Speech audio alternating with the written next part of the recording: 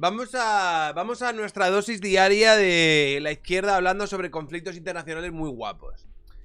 Dice Gerardo TC, a lo mejor tiene razón Gerardo TC. Dice, querido simpatizante de Vox, si en vez de haber nacido en España hubieras nacido en Afganistán, ¿cómo te visualizarías a ti mismo? ¿Defendiendo los derechos de las mujeres o defendiendo las tradiciones? Bueno, a ver. Estos son... De todas formas, voy a entrar en el juego de Gerardo TC, ¿vale? Voy a entrar en el juego de Gerardo TC. Porque realmente es una... A mí me parece una premisa interesante a la hora de... de señalar quiénes van contra corriente y quiénes van a favor de la corriente. A ver, lo normal, lo lógico... Bueno, no voy a decir ni lo normal ni lo lógico, pero sí que podemos entender que existen ciertas sociedades, ciertas culturas, ya no solo podemos hablar de la cultura afgana, sino a lo largo de la historia, que han quedado marcadas en la historia, ¿vale? Con vergüenza por los crímenes que cometieron y por la forma que tuvieron de relacionarse con el mundo. En este caso, por ejemplo, si hablamos siempre sale a colación la Alemania, o sea, la República de Weimar, la Alemania nazi, el fascismo, incluso a veces te pueden hablar del franquismo.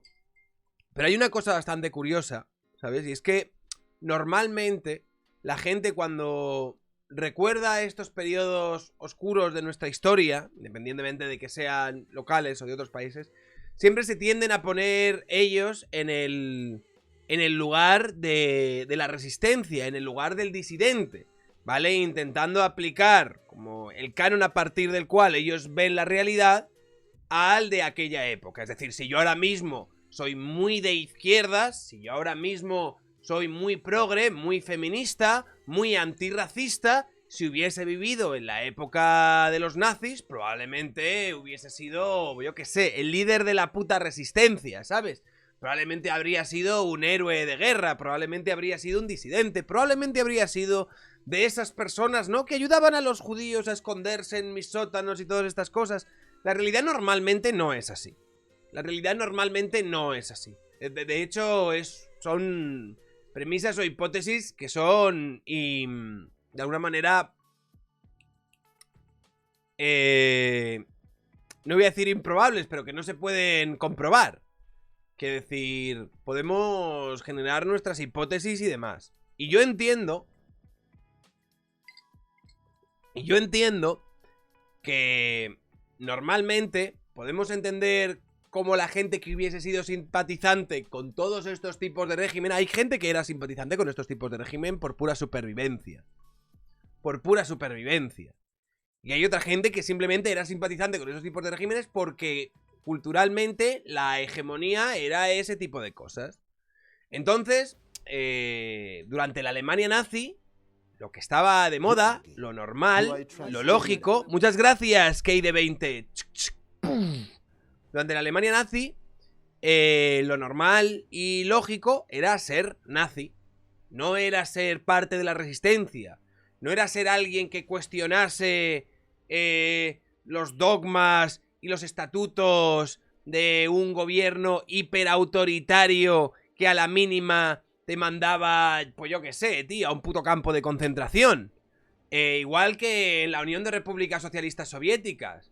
O sea, lo menos eran aquellas personas que se rebelaban contra el régimen. Lo menos eran aquellas personas que realmente entendían pues que aquello era una aberración y que luchaban por sus libertades y toda esta puta mierda. Esto normalmente es lo menos. Lo que pasa es que a nosotros, cuando miramos la historia, pues eso, desde la comodidad ahora mismo de nuestros países en Occidente, siempre nos gusta pintaros, como vernos a nosotros como los héroes de nuestra gran película.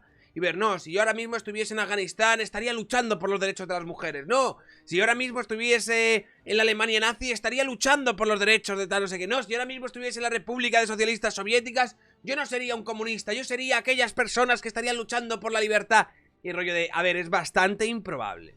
Es bastante improbable. No podemos comprobarlo, pero en términos estadísticos, Gerardo TC, si tú ahora mismo vivieses en Afganistán, si tú ahora mismo vivieses en la Alemania nazi, si tú ahora mismo vivieses en la Unión de Repúblicas Socialistas Soviéticas, lo más probable es que fueres una persona complaciente con el régimen. Porque ahora mismo el discurso que tienes en las redes sociales no es nada rebelde, no es nada combativo. Es un discurso que más o menos podemos interpretar incluso casi como palmero del gobierno que ahora mismo tenemos en España. Y es un discurso que culturalmente en este país lleva de moda muchísimos años. Entonces, vamos a ver, tú no te estás mojando demasiado con tus opiniones. Entonces déjame que ponga en tela de duda, ¿vale? Tu audacia a la hora de... tu audacia y tu valor, ¿vale? Y tu sentido del patriotismo y tal, al rebelarte, ¿vale? Contra tiranos en este tipo de situaciones hipotéticas, ¿vale? Gerardo TC. Eso es básicamente todo lo que tengo que decir. Si a los simpatizantes de Vox hubiesen estado fuesen de Afganistán y demás, no sabría muy bien dónde situarlos a todos, porque sí puedo decir que hasta cierto punto, cada vez menos, cada vez me parece más mainstream, pero hasta cierto punto cuando apareció Vox, el discurso que tenían en parte sí que era bastante outsider y rebelde y sí que cuestionaba, ¿vale?, a algunos dogmas sociales que supuestamente eran incuestionables. Otra cosa es que podamos decir si estos dogmas están bien o mal cuestionados, o si tienen más razón, o si tienen menos razón en algunas cosas u otras. Pero hombre, me parece que en muchos aspectos su discurso es bastante más arriesgado que el vuestro. Entonces en ese caso sí que le podemos interpelar cierto valor a eso. Y en este caso, ¿vale? No voy a hablar de los simpatizantes de Vox, porque no sé muy bien de los simpatizantes de Vox, pero sí te puedo hablar del líder de Vox, que es Santiago Abascal, que a mí me parece, de todo lo que hay dentro de Vox, a mí me parece de lo más potable. El líder de Vox, Santiago Abascal, es un tío que se crió en el País Vasco.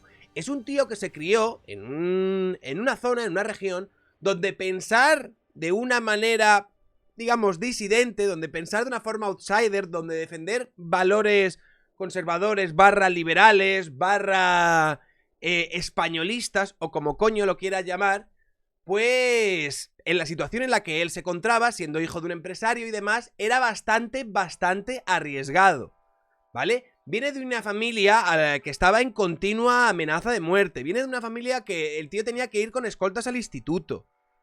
Y luego encima el tío fue diputado en ese mismo lugar por un partido en el que a los diputados de esos partidos en el País Vasco corrían bastante peligro, corrían peligro mortal. Entonces yo, ¿vale? Perdóname, si yo no voy a hablar de los simpatizantes de Vox, pero hablando, por ejemplo, del líder de Vox, me creo que esa persona fuese mucho más fiel a sus convicciones, llegando incluso a arriesgar su vida, porque lo hizo en España, a que lo hagas tú, amigo mío. A que lo hagas tú. Yo, en este caso, en Santiago Abascal, sí que he visto a lo largo de su trayectoria, ¿vale?, gestos de valentía y de poner por delante sus convicciones y su moral, más allá del peligro físico que eso pudiese entrañar para él y para su familia, ¿vale? Eso sí se lo he visto en el líder este de Vox. Ya te digo, no en los simpatizantes. Ahora, eso en la puta vida lo he visto en tuiteros de tu perfil. Ni en ti, por supuesto. Ni de lejos. Ni de lejos. Entonces, que tampoco digo que a lo mejor tú en Afganistán estuvieses con la resistencia. Y si tú estuvieses en la Alemania nazi, estarías ahí, guau. Ana Frank estaría en tu casa. Es posible, no lo sé. Pero si a mí me das a elegir entre quiénes luchan más o entre quién luchan más por sus convicciones, llegando a arriesgar algo tan importante como puede ser su propia integridad física, en este caso sí que elegiría a Abascal antes que a ti, amigo. Sin más.